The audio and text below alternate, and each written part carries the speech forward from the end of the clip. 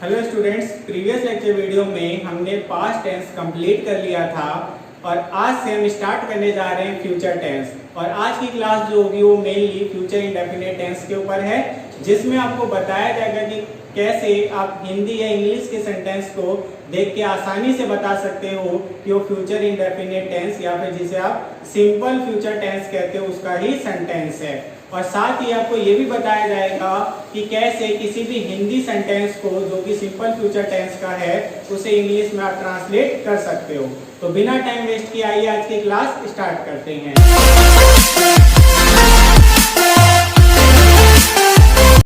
तो सबसे पहले जैसा कि मैंने आपको बताया कि हमें ये जानना जरूरी होता है कि किसी वाक्य को देख के हम कैसे जाने कि वो फ्यूचर इंडेफिनिट का ही सेंटेंस है। तो उसके लिए आप कुछ चीजें होती हैं जिसमें हमें ध्यान देना होता है, जैसे कि आपको ये पता होना चाहिए कि वाक्य के अंत में गा गे गी आएगा। ठीक है, अब ये गा गे गी जो आएगा ना, ये फ्यूचर की पहचान है। क्या है? फ्यूचर की पहचान है। अगर फ्यूचर के किसी भी टेंस के सेंटेंसेस को देखोगे तो उसमें गा गे गी आता ही है। जैसे पास्ट का था थे थी, प्रेजेंट का था है हूं हो, वैसे ही फ्यूचर की पहचान होती है गा गे गी। ठीक है, अब यहाँ पे बात उठता है कि फ्यूचर इंडेफिनिट की क्या पहचान है, क्योंकि फ्यूचर की तो गा गे गी हो गई। तो वहां पे आपको ये ध्यान देना है, बस क्रिया के अंत में गा गे गी आ रहा होगा, कोई रहा रही नहीं आ रहा होगा, कोई समय की बात नहीं हो रही होगी और कोई ऐसा आपको सेंस नहीं मिलेगा कि फ्यूचर के अंदर वो काम हो गया होगा इस समय तक और फिर बताया जा रहा है। तो यहाँ पे आपको बस ऐसे ही सेंटेंसेस मिलेंगे जैसे मैं बताता हूँ, वह जाएगा, वह आएगी, हम खेलेंगे। ठीक है, ऐसे सेंटेंसेस आपको सिंपल से मिलते हैं। तो ये बस याद रखना है कि गा गे गी से अंत होता है। ठीक है,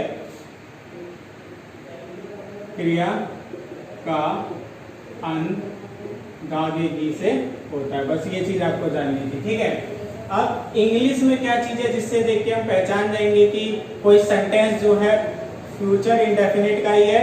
तो वहां पे आपको बस ये ध्यान देना है, विल शॉल या सेल कहते हैं, विल सेल ये आ रहा होगा और साथ में वर्ब की फर्स्ट फॉर्म होगी। तो अगर वर्ब की फर्स्ट फॉर्म दिख रही है और सेंटेंस में कहीं पे विल या शॉल दिख रहा है तो समझ जाओ कि वो सेंटेंस जो है वो फ्यूचर इंडेफिनिट का है या फिर कह सकते हो सिंपल फ्यूचर टेंस का है। ठीक है, तो यहाँ पे आपको इंग्लिश में विल शॉल देखना है और वर्ब की फॉर्म, और हिंदी में क्रियाकंत गा गे गी से हो रहा होगा। कहीं पे कोई समय नहीं आ रहा होगा, कहीं पे रहा रही नहीं लगा होगा। ठीक है, चुका चुकी नहीं होगा, तो ये सारी चीजें नहीं होगी, बस क्रियाकंत गा गे गी से हो रहा होगा और बहुत छोटे छोटे सेंटेंसेस आपको देखने को मिलेंगे। तो आपको पता है कि जितने भी अभी तक हमने टेंसेस सीखे हैं उसमें हमने हर टाइप के टेंस के लिए 4 सेंटेंसेस की ट्रांसलेशन सीखी है। तो उसी में से पहला कौन सा है? एफर्मेटिव। तो अगर बात करूं एफर्मेटिव की, ठीक है, तो एफर्मेटिव मतलब सकारात्मक वाक्य, सबसे जो सिंपल सेंटेंसेस होते हैं। ठीक है, तो यहाँ पे अगर इसकी रूल देखें, अगर हमें ट्रांसलेट करना है हिंदी सेंटेंस को इंग्लिश में, तो वहां पे एफर्मेटिव की अगर हिंदी सेंटेंस को इंग्लिश में करना है तो उसके लिए रूल क्या होगा? तो सीधी सी बात है, विल और शॉल यूज होता है। अब सवाल ये होता है कि कहाँ पे विल होगा, कहाँ पे शॉल होगा? तो शॉल जो है वो लगता है जब सब्जेक्ट आई और वी होता है। ठीक है, और विल लगता है जब सब्जेक्ट जो है वो आई वी को छोड़ के, एक्सेप्ट आई वी, यानी आई वी को छोड़ के सबके लिए, ठीक है, सबके लिए जो है वो विल लगता है। ठीक है, बस आपको यही याद रखना है कि जो सॉल है या साल है वो किसके लिए लगेगा? आई वी के लिए, और विल जो है वो एक्सेप्ट आई वी यानी सबके लिए। और ये बात किसकी हो रही है? सब्जेक्ट की। जब सब्जेक्ट आपको आई वी दे रखा हो तो वहां पे लगा देना सॉल, और जहां पे सब्जेक्ट जो है आई वी को छोड़ के कुछ भी दे रखा है तो वहां पे लगा देना विल। एक चीज ये हो गई। दूसरा, वर्ब की फर्स्ट फॉर्म आती है। क्या आती है? वर्ब की फर्स्ट फॉर्म आती है। तो बस यही 2 रूल थे। अब बात करते हैं फॉर्मेट की। अगर फॉर्मेट की बात करें तो फॉर्मेट भी बहुत सिंपल होगा। सबसे पहले सब्जेक्ट, फिर विल सॉल्व में से एक चीज आएगी, फिर वर्ब की first form plus preposition object और लास्ट में फुल स्टॉप। कोई भी एग्जांपल ले लो, बहुत सिंपल सिंपल से सेंटेंसेस होते हैं इसके। जैसे वह विद्यालय जाएगा, वह विद्यालय जाएगा, तो ही, ठीक है, हिंदी में लिखूं तो वह विद्यालय जाएगा। अब यहाँ पे हमने देखा क्रियाकांत किससे हुआ, गा से हुआ, और कहीं भी कोई समय नहीं है, कहीं भी चुका चुकी नहीं लगा हुआ है, कहीं भी रहा रही नहीं है, तो यानी ये कंटिन्यूअस है नहीं, परफेक्ट है नहीं, परफेक्ट कंटिन्यूअस है नहीं, तो बस क्या गया, इंडेफिनिट है। ठीक है, तो सबसे सिंपल सेंटेंसेस इंडेफिनिट में आगे फ्यूचर के, तो वह विद्यालय जाएगा। अब इसमें जो है हमें क्या करना है, सबसे पहले सब्जेक्ट लगाना है, तो सब्जेक्ट है वह, और वह की इंग्लिश होगी ही। क्यों? क्योंकि जाएगा है, अगर जाएगी होता तो लड़की के लिए वह होता तो सी लगाते, तो वह, और उसके बाद जो है क्या लगाना होता है, विल सॉल्व। और मैंने कहा था आई बी के लिए सिर्फ सॉल्व लगता है, बाकी सबके लिए जो है विल लगता है, तो इसके साथ ही के साथ क्या आएगा, विल, ही विल, और वर्ब की फर्स्ट फॉर्म आती है, देखो सब्जेक्ट विल सॉल्व, फिर वर्ब की फर्स्ट फॉर्म और प्रीपोजिशन। ठीक है, तो ही विल गो, और प्रीपोजिशन क्या आएगा, कहीं की ओर जाने की बात हो रही है, तो he will go to school. ठीक है, ये हो गया। अब बात करते हैं, ये तो मैंने विल वाला एक बना दिया, एक सॉल्व वाला भी बना लेते हैं। तो हम सिनेमा देखेंगे, हम सिनेमा देखेंगे। ठीक है, तो हम सिनेमा देखेंगे, तो यहाँ पे जो है सब्जेक्ट क्या हो गया, वी, और वी के साथ क्या चीज आता है, सॉल्व, बता चुका हूँ। वी सॉल्व, वर्ब की फर्स्ट फॉर्म, देखने को क्या हुआ, टीवी जैसी चीजों को देखने को क्या कहते हैं, watch. We solve watch cinema. ठीक है, तो we solve watch cinema, film, movie, कई सारे शब्द इस्तेमाल किए जाते हैं इसके लिए। ठीक है, तो यहाँ पे हमने देखा कि एफर्मेटिव जो सेंटेंसेस होते हैं हिंदी के, उसको इंग्लिश में कैसे ट्रांसलेट करेंगे, तो विल सॉल्व लगता है और वर्ब की फर्स्ट फॉर्म आती है। फॉर्मेट आपके सामने है, एग्जांपल आपके सामने है, और बहुत सारे एग्जांपल बन सकते हैं, ये आपकी मर्जी है। जितने ज्यादा सेंटेंसेस आप प्रैक्टिस करोगे उतनी अच्छी आपकी ट्रांसलेशन होती जाएगी। तो ये था। अब आगे बढ़ते हैं नेगेटिव सेंटेंसेस पे। तो अगर मैं बात करता हूं नेगेटिव सेंटेंसेस की, ठीक है, तो नेगेटिव और एफर्मेटिव में कुछ ज्यादा चेंज नहीं होता, बस एक नॉट नाम का जो पर्सन है वो एक्स्ट्रा आ जाता है। कॉमेडी के लिए बोल रहा हूँ, नॉट बस एक्स्ट्रा आता है। ठीक है, तो यहाँ पे रूल में कुछ नहीं है, same as affirmative, same as affirmative. ठीक है, तो यानी कि एफर्मेटिव की तरह ही होगा, बस एक नॉट जो है वो आ जाएगा, वो भी आफ्टर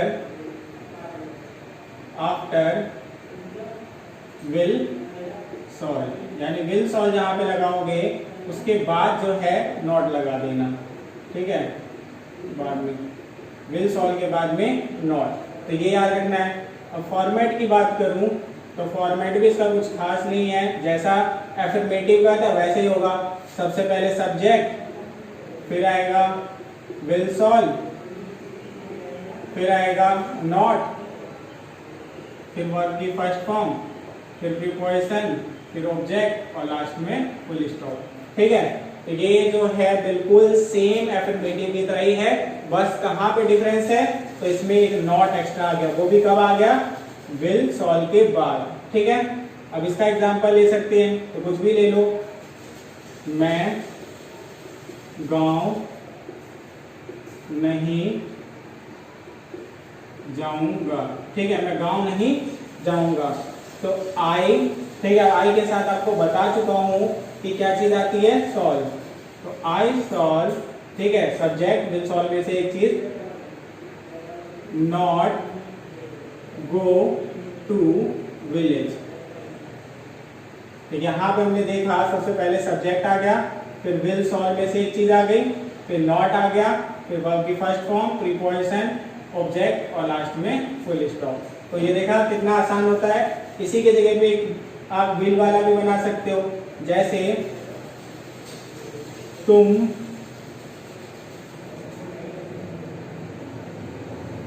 झगड़ा नहीं करोगे तो यू विल नॉट फाइट। ठीक है, ये मैंने नॉर्मल झगड़े के लिए कह दिया। एक वर्ड होता है क्वेरल, ये भी आ सकता है सिरे पे, ये अलग अलग सेंस के लिए होता है। ठीक है, क्वेरल मतलब भी लड़ाई झगड़ा, फाइट मतलब भी, तो यू विल नॉट फाइट।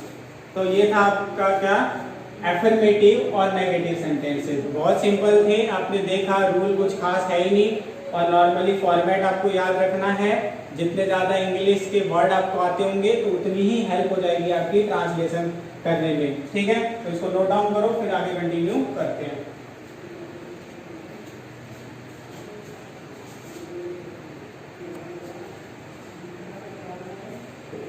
अब आते हैं कि कैसे कोई इंटेरोगेटिव सेंटेंस होगा सिंपल फ्यूचर टेंस का, तो उसको ट्रांसलेट कैसे करेंगे इंग्लिश में।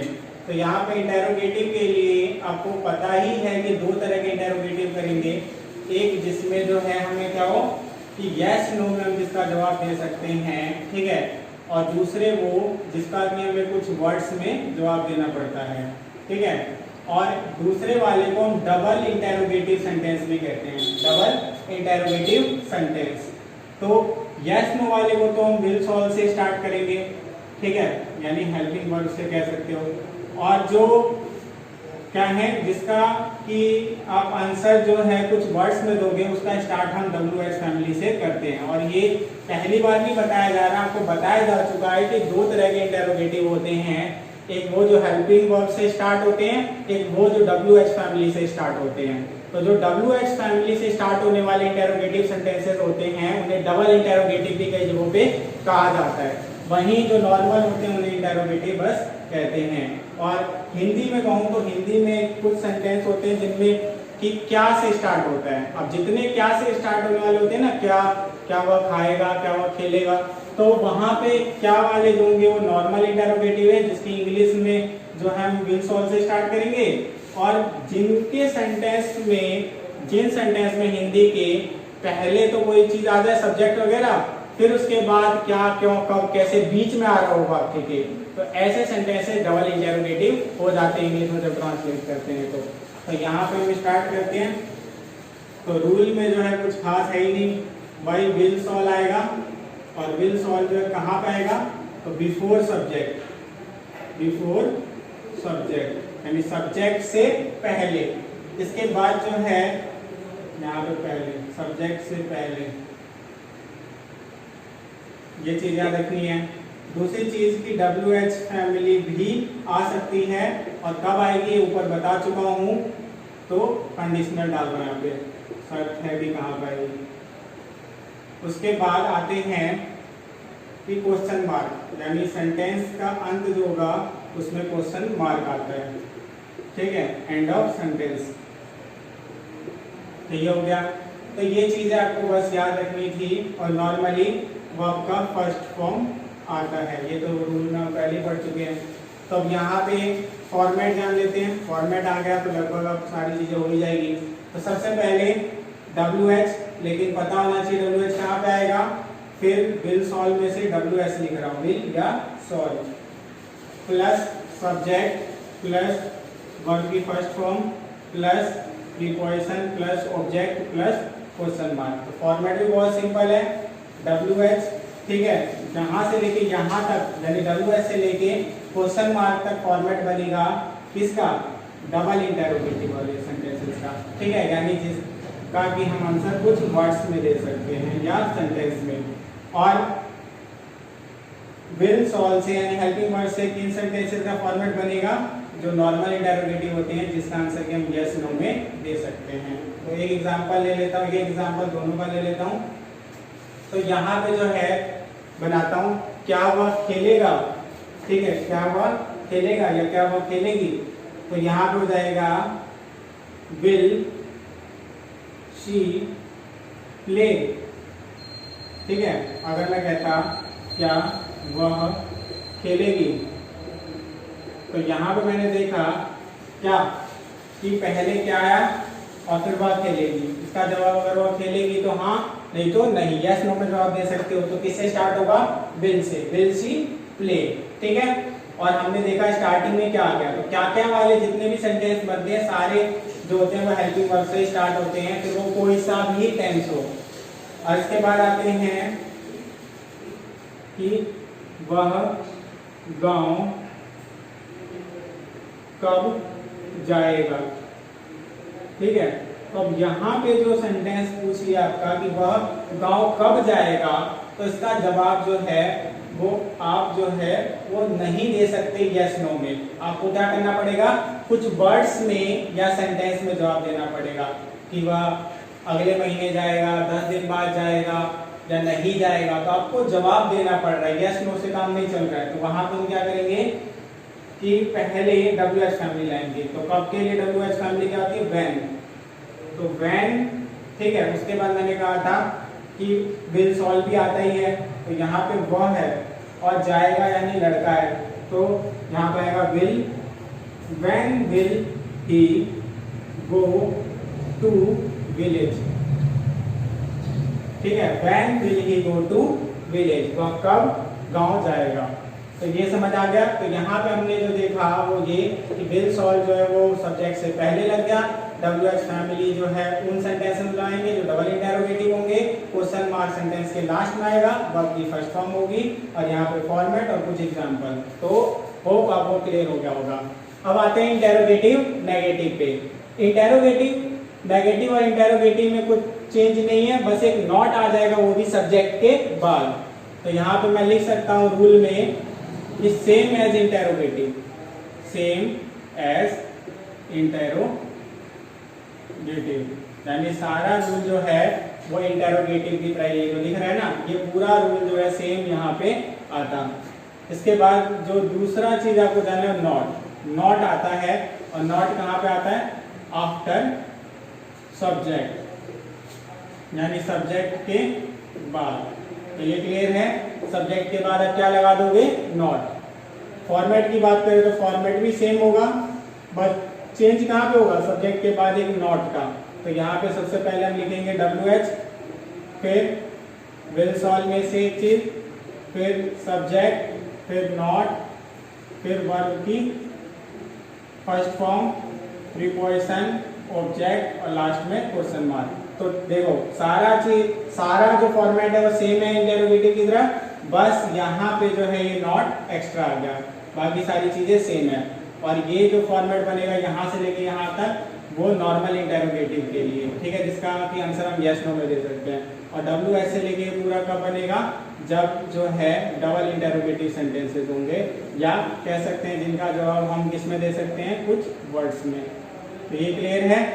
और हिंदी में अगर आपको इंटरोगेटिव नेगेटिव समझना है तो जो इंटरोगेटिव सेंटेंस होंगे उसमें नहीं लगा होगा। जैसे मैं कह सकता हूं, क्या वह नहीं जाएगा?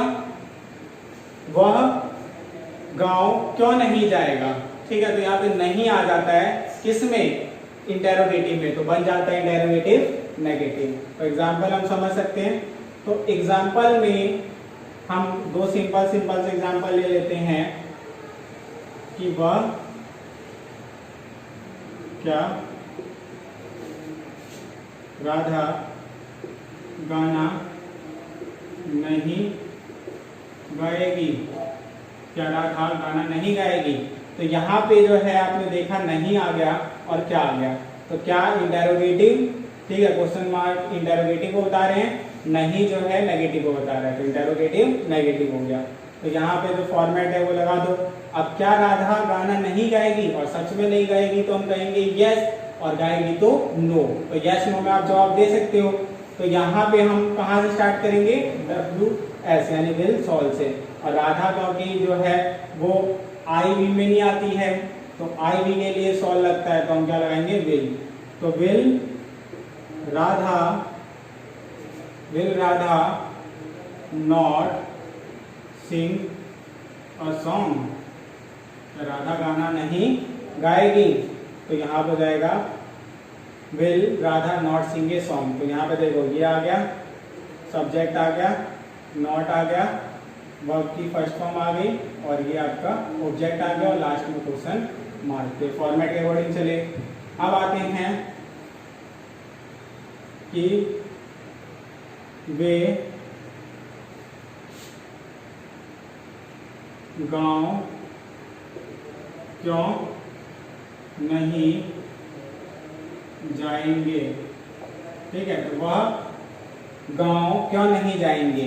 तो यहाँ पे जो है, अब आपने देखा कि ये जो क वाला है इसमें क्या पहले आ गया था ना, प्रश्न पूछने वाली चीज, इसमें लेकिन बीच में आ रहा है वाक्य के, तो ये डबल इंटरोगेटिव का है और इसका जवाब आप एक यस नो में नहीं दे सकते हो, इसके लिए आपको कुछ वर्ड्स में देना होगा और साथ में नहीं भी लगा हुआ है, तो ये डबल इंटरोगेटिव नेगेटिव है। ठीक है, तो यहाँ पे स्टार्ट करते हैं।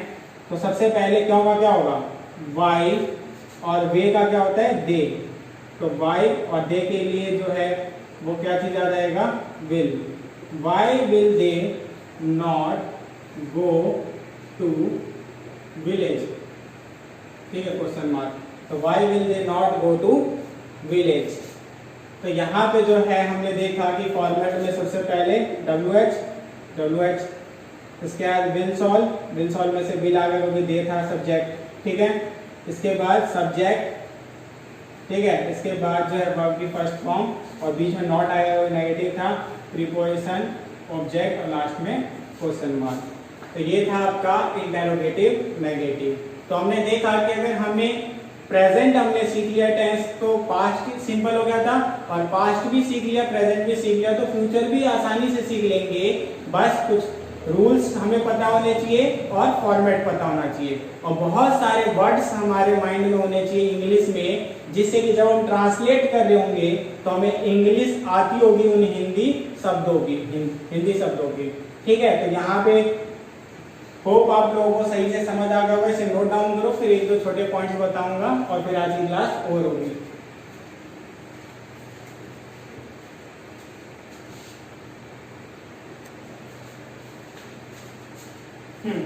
तो मैंने आपको भी थोड़ी देर पहले बताया था कि सॉल्व जो है वो आई बी के साथ लगता है और विल जो है आई बी को छोड़ दिया जाए। ठीक है,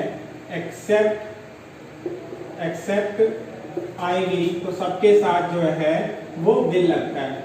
लेकिन ऐसा जरूरी नहीं है। आप जब बुक वगैरह देखते होंगे तो उसमें कई जगहों पे आई विल भी किया होगा या वी विल भी किया होगा। तो अब धीरे धीरे जो है वो देखा जा रहा है कि सबके साथ जो है वो विल ही लगा दिया जाता है। ठीक है, तो अगर आप कहीं पे आई विल देखोगे या वी विल देखोगे तो कंफ्यूज मत होना।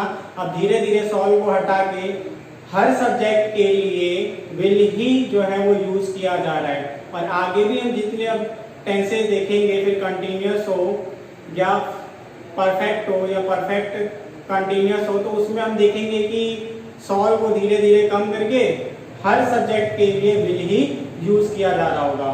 तो आपको मैंने नॉर्मली जो पहले से जो हम इंग्लिश सीखते थे उसमें जो चीज यूज होती थी वो बता दिया कि सॉल्व होता था आईवी के साथ, विल होता था आईवी को छोड़ के सारे सब्जेक्ट के लिए। लेकिन अगर कहीं पे आपको आई के साथ विल देखने को मिल जाए या वी के साथ भी विल देखने को मिल जाए तो आप कंफ्यूज मत होना और ये मत सोचना कि हमने तो सीखा था कि आई और वी के साथ सॉल्व होता है, ये विल कहाँ से आ गया। तो अब देखा जा रहा है कि बुक्स वगैरह में नॉर्मली प्रिंट वगैरह होकर आता है तो वहां पे आपको विल मिल जाता है। ठीक है, आई और बी के साथ भी। तो ये था। और एक चीज और, अगर कहीं पे आपको ऐसा लिखा हुआ दिखता है, जैसे ऐसे कर दे या आई के साथ ऐसे देखो एक कॉमा लगा होगा ऊपर और उसके साथ 2 एल लगे होंगे, या आई लगा होगा उसके साथ 2 एल लगे होंगे। ठीक है, या यू लगा होगा इसके साथ ऐसे लगा होगा, तो इसका मतलब होता है वही वी सॉल्व। ठीक है, आई सॉल्व या कह दो विल बी। ठीक है, अब उनका मैंने बता दिया कि इसको कई इसके जगह पे कई जगहों पे हमने देखा है कि विल भी यूज करते हैं और यू के साथ तो नॉर्मली पता ही है विल। तो अगर ऐसे कॉमा करके डबल एल लगा होता है तो इसका मतलब सॉल्व या विल होता है और फ्यूचर के लिए यूज किया जा रहा होता है। तो आज की क्लास में इतना ही, मिलते हैं नेक्स्ट क्लास में फ्यूचर कंटिन्यूअस टेंस के साथ। तब तक के लिए बाय।